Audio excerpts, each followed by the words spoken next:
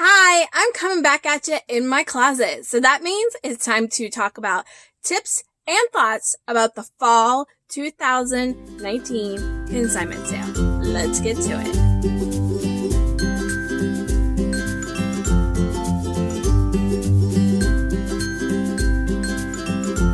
So this fall, a consignment sale, my local consignment sale, I consign with the consignment organization Just Between Friends.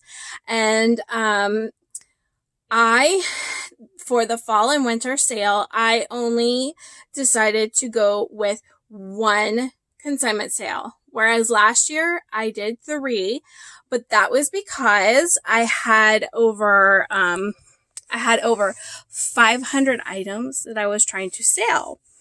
And I was very lucky last year to have sold over half of those items.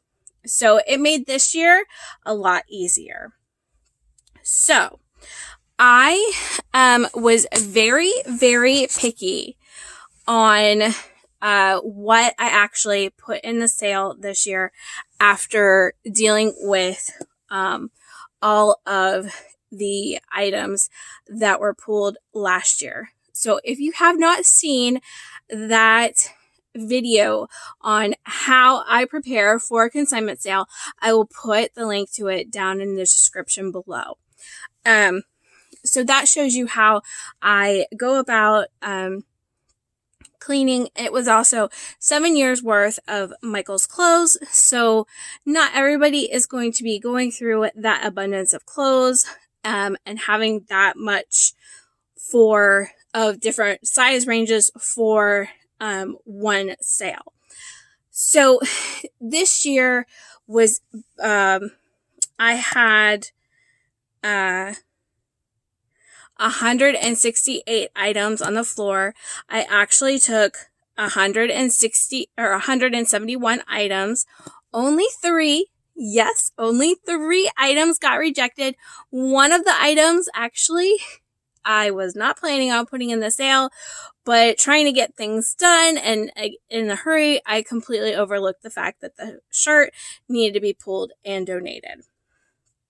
So since I only had 3 items rejected and nothing else was pulled off during the sale, more than likely, fingers crossed, next consignment sale with this actual consignment, I will be on the preferred seller list. And what that means is that I won't have to have my clothes checked. And as long as not very many items get pulled off the racks during the sale, I will then remain on the preferred consignor list. So fingers crossed. So of the 168 items, this is what remains. So I have a tub here, and this is basically like movies, some educational stuff, some shoes, and some small toys. I have 2 tubs worth of clothes, size ranging anywhere from newborn to 5. And then these 2 toys that we were trying to sell that didn't get sold.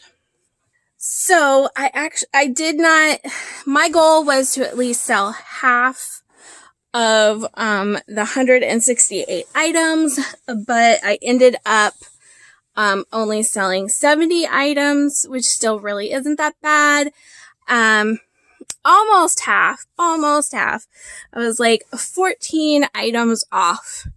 So according to the Just Between Friends report, I will approximately get $170.70.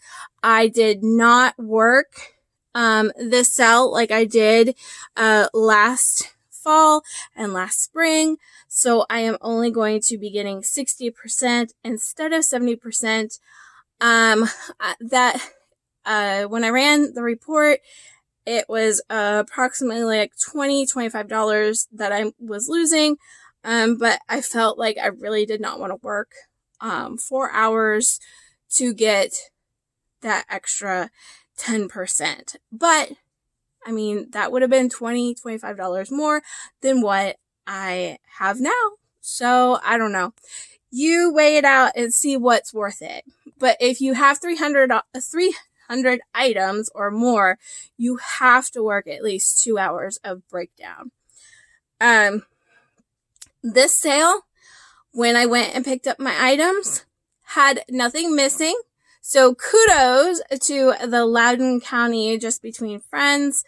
That is awesome. I have been consigning for 3 or 4 years now, and this is the first time from this sale that I have come home with everything that I knew did not sell. So I was extremely excited and extremely happy about that. So that way I'm not losing out on money for items that either accidentally got put in someone else's stuff or someone stole or whatnot. So awesome job, guys. In my previous how to prepare for a consignment sale video, I did give some tips, but since doing that video, which was last spring, it was it was recorded in March, but I just completely edited it just a few weeks ago. These are some tips and some suggestions that I'm going to add on to it. The tubs that you saw my clothes in, I highly recommend you buying some. These size tubs are 32 and a quarter long by 19 and a quarter wide and 13 and a quarter high. So these actually right now, at least at our local Walmart, are actually a little under $10. So I highly recommend buying tubs or some type of storage bins to not only store your clothing that you didn't sell and you're planning on trying to sell again, but also for taking your items to the sale. That way you ensure that the clothes are not going to get damaged or dirty on transport, which was, in my case, some of the issues that I had in the spring and summer sale back in March. Putting clean clothes in a dirty car and not thinking to put a blanket down. So, and then also, them either falling, when you're transporting them in the cart, which that's something I suggest, a cart. It helps. Honestly, it really does help, with transporting the stuff from your car and back to your car. Now, there are also some items that you can sell at both sales. So like jeans, you can sell in both the spring and summer sale and in the fall and winter sale. So I highly recommend pulling out the items that can be sold at both sales and trying to sell them. Because I actually sold quite a few stuff that I had in the spring and summer sale. I actually sold it at this fall and winter sale.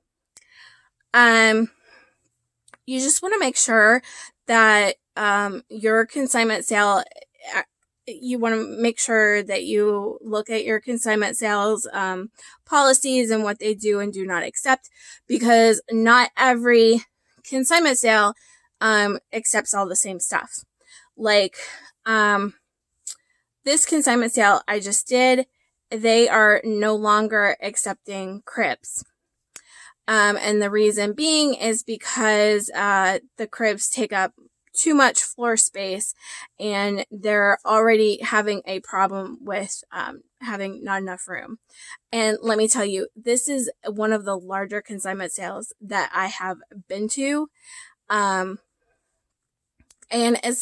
it also has been one of the more lucrative consignment sales that I have consigned with. So if you're in the Northern Virginia area and you have kids' clothes that you want to sell and get some money from, or even kids' toys and baby stuff, I highly recommend checking out Just Between Friends in the Loudoun County location. There will be another sale in March of 2020 that you can get into, but definitely check it out.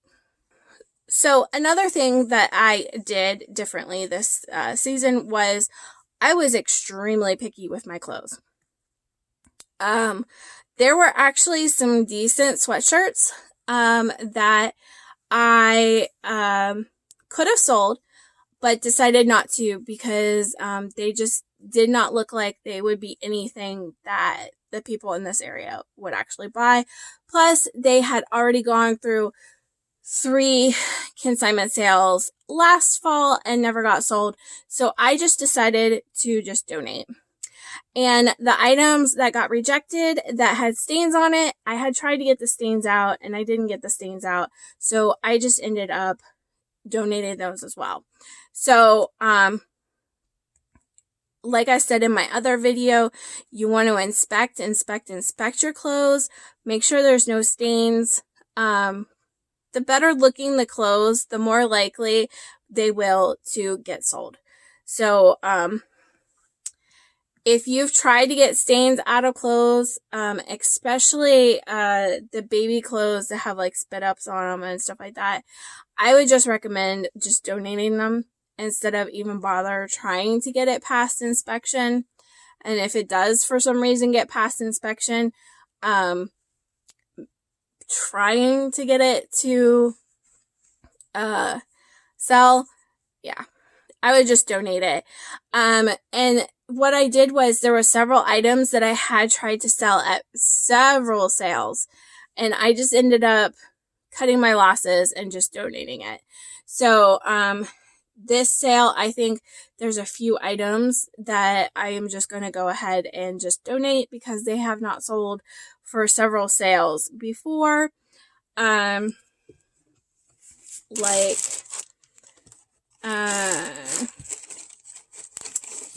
some baby shoes. These baby shoes, they have been through, I want to say 4. Let's see. When was this? Yeah. This was their 4th consignment sale going through, and they still haven't been sold. Almost all my shoes have sold. There are like 3 shoes left. So I may just end up donating these and the other shoes that have also been through 4 sales. I may just end up donating them because they have not been purchased yet. Contemplating on this. It's one of those Leapfrog Junior Pals things. Comes with the little cord and everything. So either I may reduce the price and try to sell it at the next sale. If not, let's see. This is its 8th sale. This has been through 8 sales and still has not been sold. So I may just cut my losses on it. Or I may try one more time, reduce the price. So when you reduce the price, you're going to want to print out a new tag for it. May try that. And if it doesn't sell again, then I probably will donate it. So those are some of my tips and suggestions on making your next consignment sale go smoothly, sell quickly, and get the most bang for your buck. So if you have any more questions or comments, just leave them down in the comments down below. What do you do for a consignment sale? Do you consign your clothes or do you just donate your clothes? Honestly, in the past, I have just, even with my clothes, I just donate because, there's no adult consignment sale.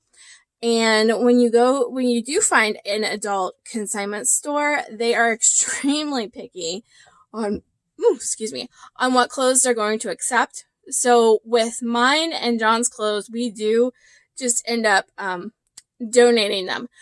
But with Michael's clothes, I'm gonna be constantly doing the consignment sale. So why not have this even with toys and stuff? Why not let these items earn you some money?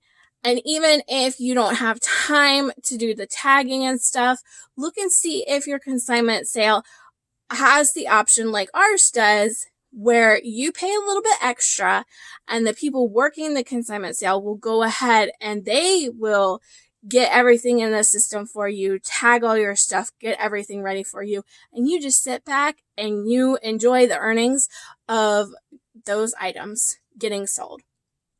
So again, I'm Lucy. I live in the Northern Virginia area, which is just outside of our nation's capital, Washington, D.C. I focus on family, fun, and frugality, which this video is all about, being frugal, because I also shopped at the sale and I actually got some great deals.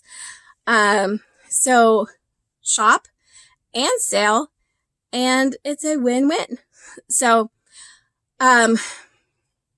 like this video if you want to see more videos like this. Any suggestions on any frugal things or any family or fun activities to do, leave those suggestions in the comments down below. Hit that like button. Hit that notification bell if you want to see any more videos from me and get notified. And if you haven't already, please subscribe. That really does help. And I really do appreciate it. So as always, I will see you later. Bye!